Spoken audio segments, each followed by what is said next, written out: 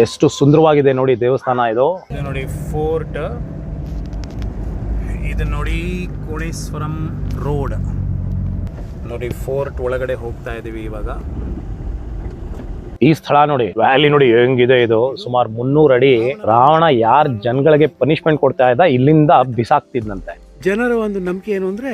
ಅಲ್ಲಿ ಕೆಳಗಡೆ ನೀರು ಕಾಣ್ತಾ ಇದೆಯಲ್ಲ ಆ ನೀರಿಗೆ ಬೀಳುವಂಗೆ ಒಂದು ಕಲ್ಲು ಎಸಿಬೇಕು ಕಲ್ಲು ಎಸಿದ್ರೆ ನಿಮ್ಮ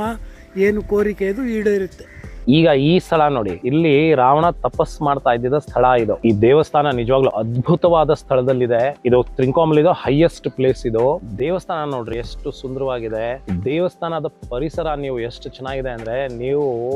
ಡೀರ್ಗಳ ಜೊತೆ ಫೋಟೋ ತಗೋಬಹುದು ಮುಟ್ಬಹುದು ಆಟ ಆಡ್ಬೋದು ಮತ್ತೆ ಇಲ್ಲಿ ನಿಮ್ಗೆ ತರಾವರಿ ಫ್ರೂಟ್ಗಳು ತಿನ್ನಕ್ ಸಿಗುತ್ತೆ ಇಲ್ಲಿ ಬಂದ್ರೆ ನೀವು ನಿಜವಾಗ್ಲೂ ಅದನ್ನ ಮಜಾ ಮಾಡ್ಬೇಕು ಇದು ನೋಡಿಯಪ್ಪ ಶಂಖ ಹೆಂಗಿದೆ ಇದು